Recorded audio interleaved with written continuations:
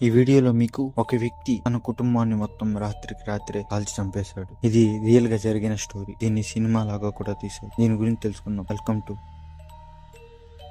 1974 November 13 అమెరికాలోని అమిటీవిల్ అనే ఒక సిటీలో రొనాల్డ్ డిఫియో అనే ఒక వ్యక్తి రాత్రికి రాత్రే ఫ్యామిలీలోని 6 మందిని కాల్చి చంపేశాడు. దాని తర్వాత పోలీసులు ఇన్వెస్టిగేషన్ లో ఏం జరిగిందంటే, అతను చెప్పిన మాట విని అందరూ భయపడ్డారు. అతనికి తన ఫ్యామిలీ మొత్తాన్ని చంపేయమని ఎవరో ఆదేశించారంట. కొద్ది రోజుల తర్వాత ఆ ఇంటిని మళ్ళీ కూతురికి లూడ్జ్ ఫ్యామిలీ వాళ్ళు తీసుకున్నారు. కానీ ఎక్కువ రోజులు ఉండలేదు. 28 రోజుల్లోనే ఆ ఇల్లుని విడిచి పారిపోయారు. వాళ్ళు బయటకు వచ్చేసిన తర్వాత వాళ్ళు చెప్పింది విని అందరూ షాక్ అయ్యారు. ఆ ఇంట్లో రక్తాలు, గోడల పైన రక్తాలు, విచిత్రమైన ఆకారాలు విండో దగ్గర కనిపించడం, రాత్రి తలుపులో అదే వేసుకోవడం, తెరుచుకోవడం లాంటివి జరిగాయని వాళ్ళు భయపడి 28 రోజుల్లోనే బయట వచ్చేసారు. ఇది నిజంగా జరిగిన కథ. దీన్ని అప్పటి నుంచి ఆ ఇంటిని ఒక హాంటెడ్ హారర్ ప్లేస్ గా అమెరికాలోని విల్ అనే సిటీలో పిలువబడుతున్నారు.